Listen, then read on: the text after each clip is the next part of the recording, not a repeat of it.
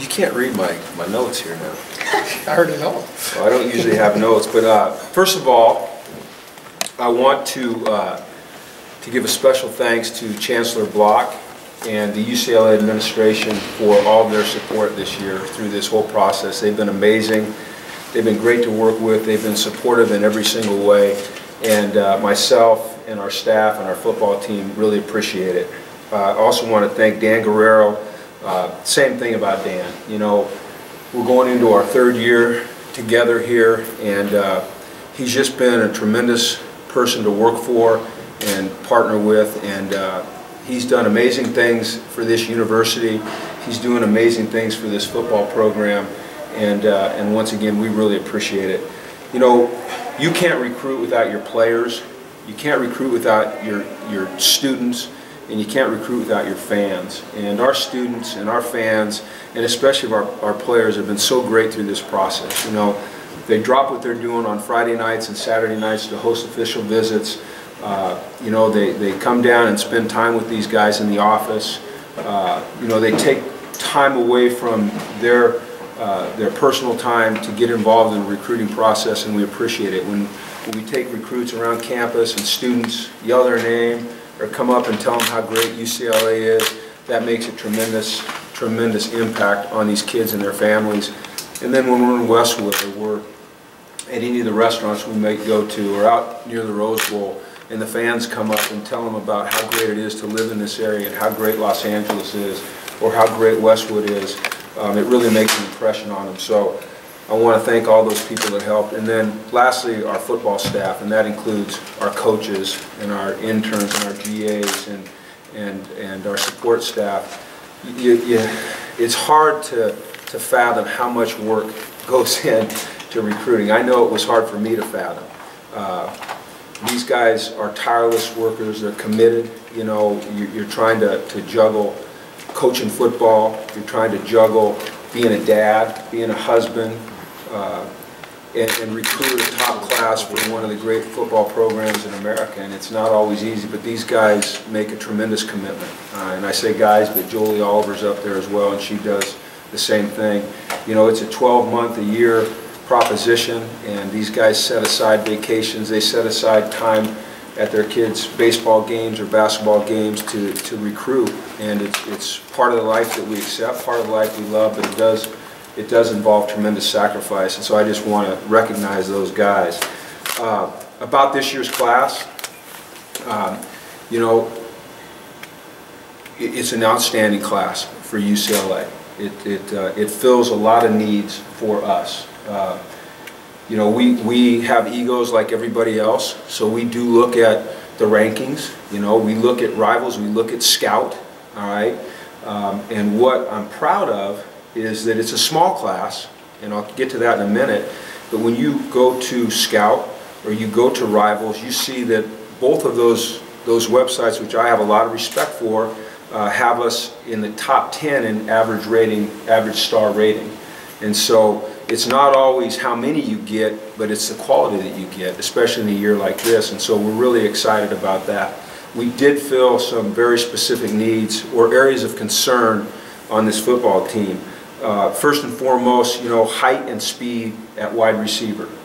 You know, that's something that we felt like we need to get better at. And so when you go out and you're able to sign an Alex Van Dyke, or you're able to go and get a Jordan Lasley from Sarah, who we think we had in camp and we think is a tremendous talent with a load of potential. You're able to go sign an Austin Roberts out of Indianapolis, Indiana, and his pedigree, his dad being a coach in the NFL, again, a 6'2", 220-pounder. You know, Van Dyke, a 6'4" guy who can really run. A guy like Jordan Lasley, who we measured at just under 6'1", 190 pounds, who can really get up the field and take the top off the defense, and you've helped yourself at that position.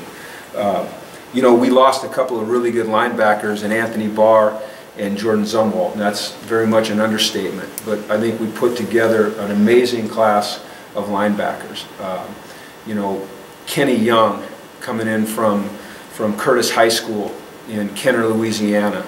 You know, one of the top linebackers in the country. Zach Whitley, you know, coming in from Houston, who was originally committed to an SEC team and then decided to come to UCLA. Those are two of the top guys nationally. You know, Dwight Williams here from Sarah High School, another local product. And then we think a diamond in the rough, Cameron Griffin, okay? And those four guys are really going to help us. They'll help us immediately. We think playing in the game on defense as well as on special teams. They're all fast, big, explosive, dynamic athletes. I think that we did a really nice job at adding size and athleticism and flexibility to our defensive line. And once again, we stayed in California to do that. You know, you talk about a guy like Ainu Tao from Lompoc, and I say that right, Lompoc. He says Lompoc. A dynamic nose guard, had 2 sacks in the Army All-American game. He has the wild hair flowing. He's just got a passion for the game. That's the kind of guy you want to add to your program. You know, you go get a guy like Jacob Tuiotu Mariner from St. John Bosco. You know, a guy who initially had dreams to play volleyball here at UCLA and now finds himself on a football scholarship. The guy's got a tremendous amount of potential. We're able to go up north and get Matt Dickerson, who was initially committed to a team in the Midwest, and Angus stayed on him hard, and this guy is going to be a tremendous player here. So I'm really excited about what we were able to do with the defensive line. Last year, offensive line was an area of tremendous need for us, and I believe we signed 7 or 8, was it 7? 7 guys last year. So this year we needed to go a little bit lighter there, but one thing we needed to do was add a veteran presence. And so Malcolm Bunch, you know, who started at Miami, who was projected to be a 3rd or 4th round draft pick in this year's draft, decided he wanted to get another year of football in, and he decided to transfer to UCLA. So we're going to get that veteran presence in a very, very young room, the offensive line room. He's got tremendous flexibility. He can play all 3 positions. He's an enormous man, and he's very, very mature. It's quite a change for Coach Clem recruiting a 17-year-old versus recruiting a 22-year-old. You know, it just takes a different skill set, and Coach Clem did an amazing job. And then we got a couple guys with some flexibility. Colton Miller from up north, you know, 6'8", an enormous man, can bend for his size. We think he's going to be a really good tackle for us here someday. And then Najee Turan out of Houston, a guy that can play center and guard. He's a violent player, and he loves to get after it. He loves to get down and dirty. He has great position flexibility, and so, you know, we helped ourselves at that position as well.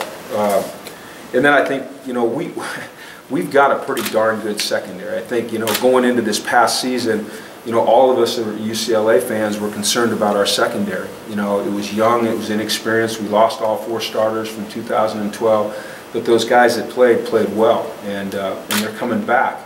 But we get to add Jaleel Wadu from St. John Bosco, you know, in my opinion, one of the most dynamic players in this city. A guy that, you know, he can play safety, he can play nickel, he can go out and play corner. We're going to use him in the slot. You know, we're going to get the ball in his hands on offense. We're going to put him back as a returner. You know, a guy that has that type of dynamic playmaking ability, you try to get him on the field. You know, Adarius Pickett, one of the top cover corners in the country from up north, he's coming in. You know, Denzel Fisher, who my passion is kind of coaching corners. When I watch Denzel Fisher, I get excited. This guy's 6'1½". You know, he's only about $170 right now, but he can run. He's going to come in at about 185 pounds. He's got length, and he's got that athletic arrogance that you love to see in a football player at that position. Ron Robinson, who's already on campus. You know, Ronnie's a big, good-looking safety who's athletic. Maybe someday he grows into a linebacker, but right now he's a safety for us. I think he can have an immediate impact for us on special teams. And then we cheat a little bit because, you know, for us, having Mossy Johnson gray shirt last year, you know, in our minds, we kind of include him in this class, you know, because he hasn't done anything for us on the football field. So just getting Mossy is a big get. And then we're going to get Marcus Rios back, and we're going to get Johnny Johnson back. So all of a sudden, you're looking at what was a pretty darn productive secondary last year, getting a real infusion of talent. Let me go back to the defensive line for a second. We're also getting this guy back named Oa, so that's going to help us a little bit there as well. And then, you know, we feel good about our quarterback position. You know, shoot, heck, the biggest get of this whole off season was Brett Hundley. And one of the reasons that I was late getting down here is I'm up there on the phone with him trying to get him to sign his dang NLI again so that he can stay for this year and his next year. But getting him or having him come back is big for us. It gives us another year to get Asante Woolard some experience, and Mike Faithful and Jerry Neuheisel and those guys, but we were also able to add Aaron Sharp, who fits the profile that we're looking for in a quarterback. And that's a big man who is a passer first, but can run. And you think about Brett Hundley, he's a big man, he's physical, but first and foremost he's a passer, but he can get things done with his legs. You look at Asante Woolard, he's a big man, he's physical, he's a passer first, but he can get things done with his legs. It's the same thing with Aaron Sharp. This guy, when he was here, we measured him at 6'2", 195 pounds. He just turned 18, so he's going to get bigger, he's going to get stronger, and this guy can run. He's a 21.6 something 200-meter guy. Now, he's not going to run 200 meters on our football field, but he does have speed. At the running back position, we added Coach Kennedy Polamalu. Okay, big get for us, and then we're still waiting on a couple other things to transpire offensively that hopefully we'll be able to report on later tonight. So. Smaller class overall than the past 2 years, not as many numbers, including Mossy and Bunch. The number for us is 19, okay? Like I said, right now we've got a couple irons in the fire, but going to next season, we only have 6 scholarship seniors on our roster right now, including Bunch. On offense, it's Bunch and Jordan James, and then 4 on defense, okay? So we're light on numbers going into the 2015 class. So we're a very young team, a very talented team with a lot of really great potential, but we have to be careful about how we spend our currency, about how we use our scholarships, and we were very, very careful with that this year. They're precious, they're precious. A lot of times I liken them to, for people that are my age, the golden ticket in Willy Wonka and the Chocolate Factory. Everyone was looking for that golden ticket, that chance to go into Willy Wonka's Chocolate Factory. It's kind of like that here at UCLA. This is a special environment. It takes a different kind of person to succeed here, whether it's athletically, whether it's academically, or whether it's from a character standpoint. And so we have to set the bar high, and we're going to continue to set the bar high. We want to be the best in everything that we do, and we're not going to compromise, and we're not going to settle. So we went after some big fish. We went after some, and when you turned on the TV today, a lot of those big announcements, boy, they were talking about UCLA, and we didn't get them all, okay? But that's okay, all right? That's okay. We're going to get ourselves on the map. We're going to keep fighting for those guys.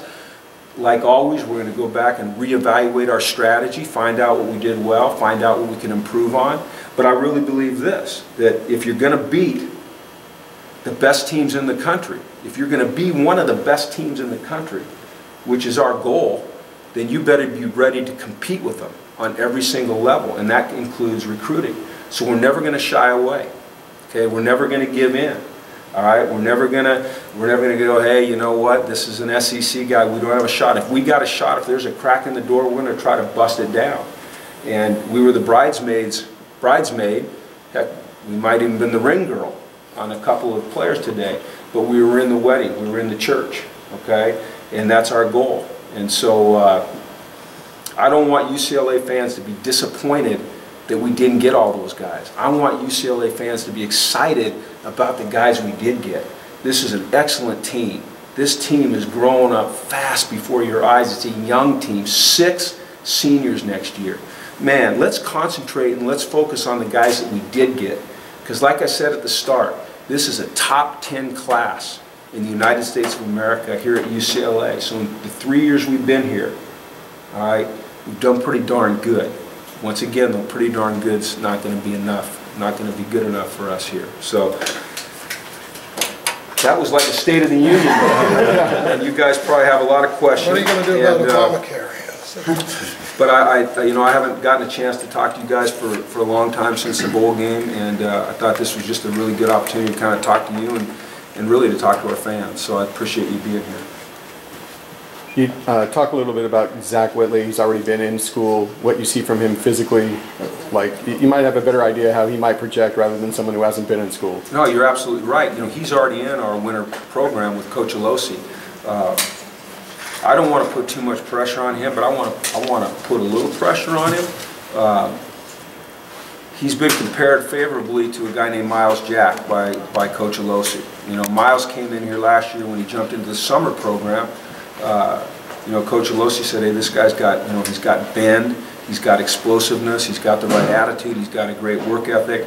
You know, when I talked to Coach Alosi about Zach, he says the same types of things. You know, so we think this is a guy that's going to have an immediate impact on our football team. With Mossy Johnson, he was obviously recovering from that offseason knee surgery. What's his status now? He's doing really well. You know, he's not at 100%, but he's closing in on it. You know, it really helps that he's on campus now, that he's able to be under the care of our doctors and our athletic trainers, working in our world-class training room. Anthony Venuti does an amazing job with those guys, and he should be full speed by spring. You know, and that's going to be a real advantage for us. And you see him slotted more as defensive back than a receiver initially? Right now. You know how we are though. We're gonna let the guy take us. We're gonna take him where his body takes him. You know, we're gonna put him on offense if that looks like it's the best place for him to be and for him to help this football team. If it's corner, it's corner. You know, I think you asked an interesting question. I mentioned all the really good corners I think we have on this football team. If Mossy looks like a guy that can play in that slot and make things happen, then we'll get him over there. We might play him on both sides. You know how we do that. What was it about this recruiting cycle that made you guys especially go after those big guys, the guys who maybe decided today? Well, you know, the first year, you can't even consider that really a recruiting cycle. You know, I came in here December 9th or 13th or something like that. We hit a dead period. And then we just kind of had a race. You know, we were bringing masses in here. We were renting buses to take them out to the Rose Bowl. It wasn't personal. Last year was a little bit better, but we still didn't have a great background with a lot of these recruits. This year, you know, with a lot of these young men, we've known them now for well over a year. Some going on 2 years, some even longer. And so the relationships indicated to us that there was a real chance, you know, that they were interested in UCLA. You know, I think all those guys that we went after had a genuine interest in UCLA. I had multiple conversations today with those guys that didn't choose us, and you know, the pull that they felt to be out here was amazing. It wasn't just so that they could have a cool UCLA hat sitting on the podium. You know, it was genuine. And you know, going forward, we just have to make sure that we do a great job with our resources. You know, and that's our time in deciding who we recruit on a national scale. It's a little more suspenseful war room than the last few times? Yeah, it was interesting. You know, woke up this morning and literally there were 5 or 6 guys that we had no idea on. And I can't remember, last year, I think it was Monday night about 10 o'clock that I got the last call telling me what was going to, you know, what was going to happen with one of our recruits. So. Yeah, I can't say it was a lot of fun. That's why I look like this. Okay, it hasn't been fun, but it's been exciting. Going after guys that are across the country, how much does that take energy away from some of the guys that are maybe a little bit more local? We got a lot of energy on this staff. You know, you talk about Coach Martin and Coach Yarber and Coach Clem and Coach Brick and Taylor and Noel, and now we got Kennedy in the mix. You know, Uncle Angus is, we go after it, okay? I mean, we go after it 24/7, 365 days a year. Like I said earlier, there's tremendous sacrifices made. But to your question, we have to make sure, like you do after every game, after every season, you know, after every recruiting cycle, you go back and you evaluate. Okay, what did we do well? What can we improve on? And we've already started that process. You know, we create our after-action report and then we act on it. We gather together as a staff and we exchange ideas, and we're very critical of ourselves. I'm especially critical of myself because ultimately the decisions are mine. But I feel great about this class. I don't feel great that we missed on some of those guys, but once again, the kids that are coming in here, man, UCLA fans are going to love watching them play out at the Rose Bowl. With Najee, is he still on track to early enroll It appears that way. Yeah, it appears that he's on track, and if we can get him here in the spring, that'd be really good for his development and for our depth up front. Anybody else, you think? Well, Darius Pickett, yeah. we know that. Malcolm will obviously be here. I think that's probably about it. Okay. What do you think of Jalil's hand sign, and are you on board with it? Or his fours up?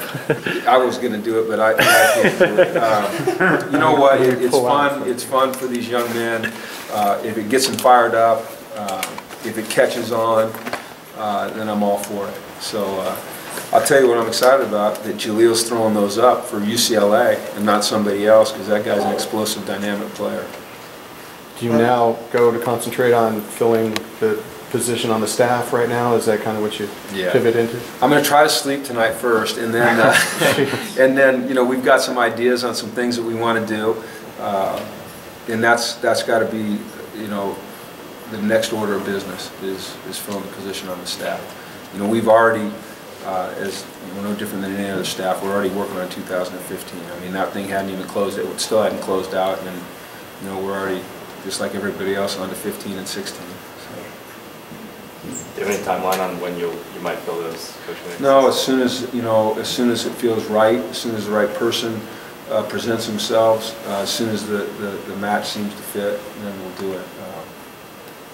You know, I don't want to move too hastily, but I don't want to, you know, because I don't want to make the wrong decision, but I don't want to prolong it either. So, you know, it's certainly it's an emphasis for me right now.